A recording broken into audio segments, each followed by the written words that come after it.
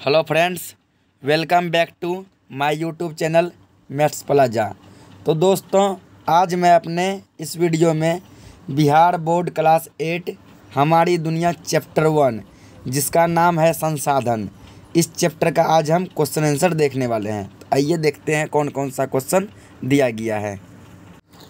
तो देखिए, यहाँ पे पहला क्वेश्चन दिया है वैकल्पिक प्रश्न यानी कि ऑब्जेक्टिव क्वेश्चन, जिसमें कि पहला दिया गया है इनमें से एक प्राकृतिक संसाधन कौन है। प्राकृतिक यानी जो प्रकृति के द्वारा दिया गया हो, जो भगवान के द्वारा दिया गया हो। पंचायत भवन इसको हम लोग बनाए हैं, विद्यालय हम लोग बनाए हैं, हवाई अड्डा हम लोग बनाए हैं, लेकिन भूमि प्रकृति के द्वारा है। ऑप्शन नंबर ग हो जाएगा इसका। अगला देखिए, नीचे दिया गया है इनमें से कौन सा प्राकृतिक संसाधन नहीं है। मतलब कौन सा ऐसा संसाधन है जो कि प्रकृति के द्वारा, गॉड के द्वारा नहीं दिया गया है। तो वो है हवाई जहाज़। हवाई जहाज़ हम लोग बनाए हैं। ऑप्शन नंबर घ। अगला क्वेश्चन देखते हैं। अगला क्वेश्चन 3 नंबर में दिया गया है केरल में पाया जाने वाला थोरियन किस प्रकार के स्रोत का उदाहरण है। तो ये हो जाएगा संभाव्य। संभाव्य ऑप्शन नंबर ग। ऑप्शन नंबर ग हो जाएगा ये संभाव्य। अगला दिया गया है संसाधन निर्माण के लिए क्या आवश्यक है। तो उसमें यदि देखा जाए तो तकनीकी भी आवश्यक है, आवश्यकता तो है ही, लेकिन ज्ञान जो है ये सबसे ज़्यादा ज़रूरी है। ज्ञान तो हो जाएगा ऑप्शन नंबर ग, ज्ञान। यहाँ मिस्टेक से जी लिखा गया है, आप लोग यहाँ पे ग कर लेंगे, ज्ञान। अगला क्वेश्चन देखते हैं। अगला क्वेश्चन यहाँ दिया गया है कि खाली स्थानों को भरें, जिसमें पहला दिया है डैश संसाधन क्षेत्र के विकास के लिए आधार का काम करती है। तो इसका एक का हो जाएगा मानव। क्या होगा? मानव। अगला दिया गया है राजस्थान में पाया जाने वाला तांबा डैश का एग्जाम्पल है। तो यह हो जाएगा वास्तविक संसाधन का एग्जाम्पल है। अगला दिया गया है डैश एवं शारीरिक क्षमता मानव को संसाधन बनाने के लिए आवश्यक है। तो दिमागी। क्या होगा? दिमागी। नेक्स्ट क्वेश्चन देखते हैं। तो अगला दिया गया है कि निम्नलिखित प्रश्नों के उत्तर दें। कितने शब्दों में? 50 शब्दों में। यानी इस क्वेश्चन में लिमिटेशन लगाया गया है, सीमित लगाया गया है कि कम से कम आप 50 शब्दों में प्रश्नों के उत्तर दें। तो कह रहा है आपको कि संसाधन की परिभाषा लिखें। तो मानवीय आवश्यकताओं को पूरा करने वाले सभी जीव, जंतु, वस्तु, पदार्थ, ये सब क्या कहलाते हैं? संसाधन कहलाते हैं। यानी हमारी आवश्यकता को जो भी जीव, जो भी जंतु, जो भी वस्तु ये आवश्यकता को पूरा करता है वो संसाधन है। जैसे मान लीजिए गाय हमें दूध देती है, संसाधन हो गया। पेड़ पौधे हमें ऑक्सीजन देते हैं, फल देते हैं, सब्जी देते हैं, लकड़ी देते हैं, संसाधन हो गया। कोई वस्तु जैसे मान लो कुर्सी, टेबल, उसका हम लोग उपयोग करते हैं, वो भी क्या हो गया? संसाधन हो गया। अगला क्वेश्चन देखते हैं। 2 नंबर दिया गया है कि संसाधन का वर्गीकरण कीजिए। संसाधन का क्या करना है? वर्गीकरण। इसका वर्गीकरण देखिए यहाँ किए हुए हैं कि संसाधन को तो है सबसे पहले 3 भागों में बांटा गया। कितने भागों में? 3 भागों में। प्राकृतिक संसाधन, मानव संसाधन और मानव निर्मित संसाधन या फिर मानवकृत संसाधन। प्राकृतिक संसाधन जैसे भूमि, मिट्टी, जल, जो प्रकृति के द्वारा दिया गया हो। मानव संसाधन का खुद एग्जाम्पल मानव ही हो जाएगा। मानव निर्मित में जिसको हम लोग बनाए हैं, जैसे मकान, हवाई अड्डा, कार्यालय। फिर प्राकृतिक संसाधन को जो है विकास एवं उपयोग के आधार पर 2 भागों में बांटा गया। वास्तविक संसाधन, संभाव्य संसाधन। फिर प्राकृतिक संसाधन को उत्पत्ति के आधार पर भी 2 भागों में बांटा गया। जैव संसाधन, अजैव संसाधन। प्राकृतिक संसाधन को ही उपलब्धता के आधार पर 2 भागों में बांटा गया। नवीकरणीय संसाधन, अनवीकरणीय संसाधन। फिर आगे प्राकृतिक संसाधन को वितरण के आधार पर 2 भागों में बांटा गया। सर्वत्र उपलब्ध संसाधन, स्थानिक संसाधन। फिर प्राकृतिक संसाधन को जो है स्वामित्व के आधार पर 3 भागों में बांटा गया। निजी संसाधन, राष्ट्रीय संसाधन, अंतर्राष्ट्रीय संसाधन। तो ये था संसाधन का वर्गीकरण। अगला क्वेश्चन देखते हैं। अगला क्वेश्चन दिया गया है कि प्राकृतिक संसाधन का संरक्षण क्यों जरूरी है। मतलब हम लोग प्रकृति के द्वारा जो संसाधन हमको दिया गया है उसका संरक्षण हम लोग क्यों करें, उसे हम लोग बचा कर क्यों रखें। क्वेश्चन का कहने का यह मतलब हुआ। आंसर, प्राकृतिक संसाधन का संरक्षण जरूरी है क्योंकि आवश्यकता एवं मांग के अनुसार इन संसाधनों को मानव अपने तकनीक एवं कौशल के उपयोग में लाता है। जैसे मान के चलिए कि पेड़ एक प्राकृतिक संसाधन है। हमको जब जो है आवश्यकता हुई कि हम लोग किसी ऊंचे मतलब कि समझिए ऊंचे चीज़ वाले कोई वस्तु को बनाए, उस पर हम लोग सोएंगे। तो हम लोग का मान लीजिए कि इच्छा हुआ हम लोग पलंग बनाए, तो पलंग किससे बनाए, लकड़ी से बनाए। और लकड़ी कहाँ से मिला, पेड़ से मिला। पेड़ क्या है, प्राकृतिक संसाधन है। वही यहाँ कहा गया है कि मानव की आवश्यकता एवं मांग के अनुसार इन संसाधनों को बचा कर रखना चाहिए, ये उपयोग में आता है। जैसे मान लीजिए कि हवा ही हो गया, ये प्राकृतिक संसाधन है। हवा के उपयोग से हम लोग जो है बहुत सारे, जैसे हवा वाला ईंधन, हवा वाला मान लीजिए गुब्बारा सब हो गया, और भी हवा वाले बहुत सारे ऐसे जो है समझिए मशीन सब बना है जो कि एयर से चलता है। अगला क्वेश्चन देखिए, नवीकरणीय संसाधन किसे कहा जाता है, एग्जाम्पल के साथ बताएं। तो नवीकरणीय संसाधन वैसे प्राकृतिक संसाधन को कहा जाता है जिनकी पुनः पूर्ति प्राकृतिक रूप से होती है। यानी कोई भी ऐसा संसाधन जो मान लीजिए बार बार बनाया जा सकता है। जैसे सूर्य की किरण, ये सूर्य की किरण जो कल भी था, आज भी है, कल भी होगा। पवन यानी हवा, हवा जो है हर पल हर क्षण हर जगह अवेलेबल है ना। तो इसलिए इसको कहा गया नवीकरणीय संसाधन।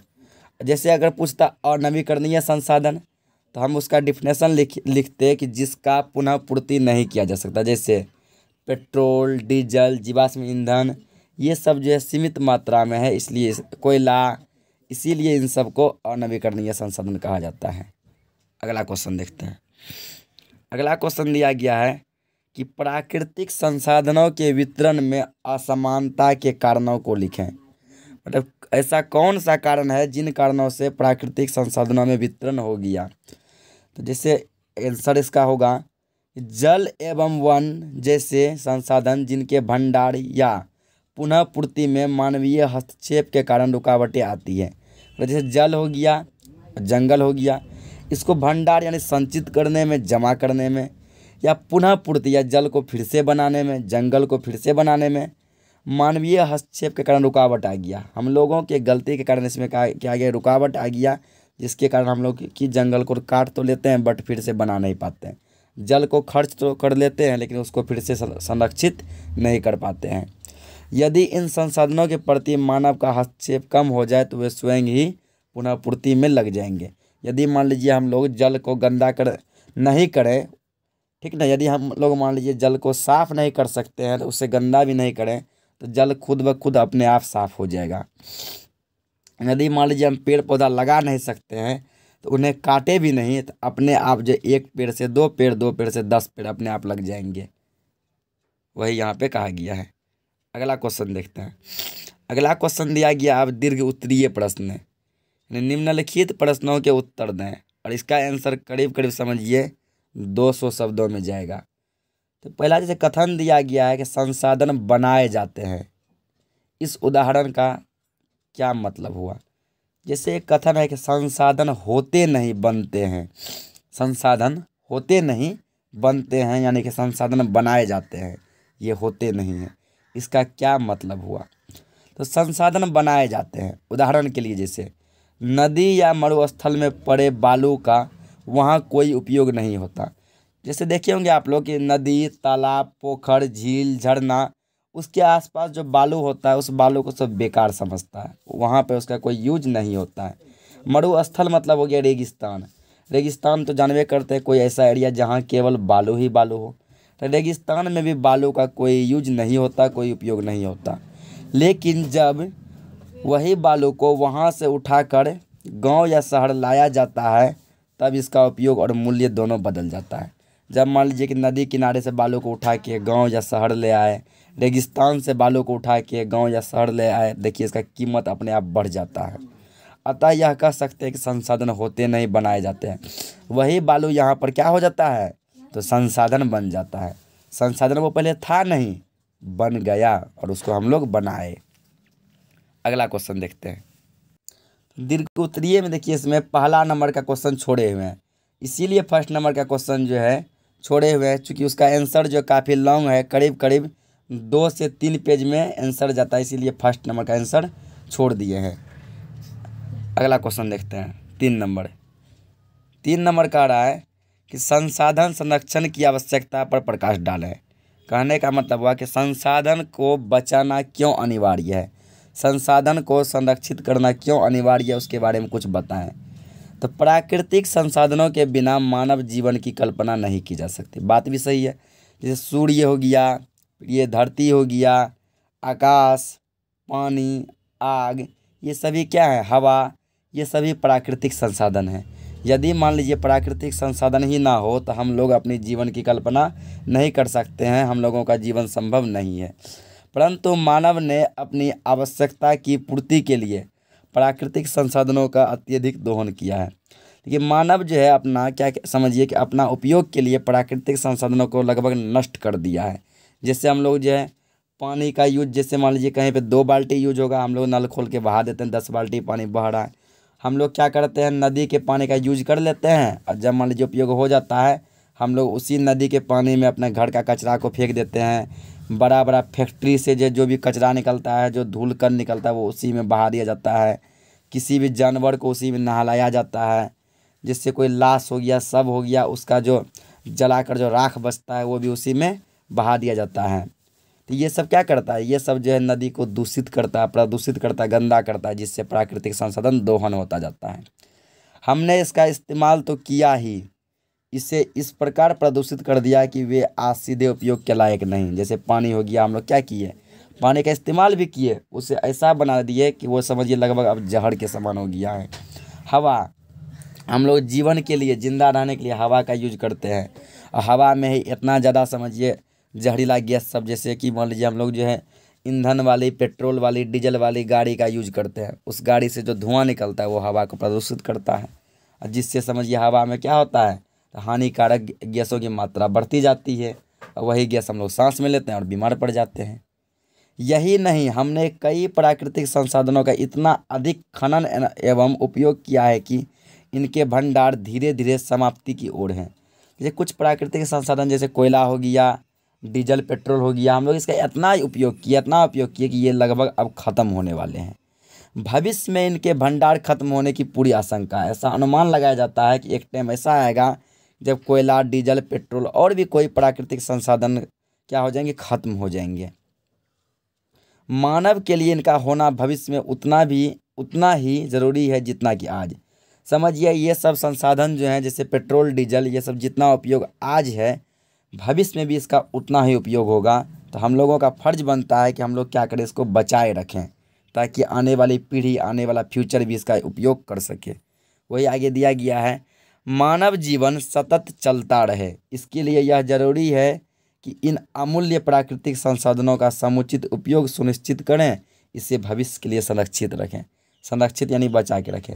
इसका चौथा क्वेश्चन भी छोड़े हुए हैं, क्योंकि उसका आंसर भी काफ़ी लॉन्ग जाता। तो जितना करा दिए हैं ये जो है आप लोगों के लिए काफ़ी है। तो आप लोग इसको नोट डाउन कर लेंगे अपने कॉपी में, और एक फेयर भी बना लेंगे।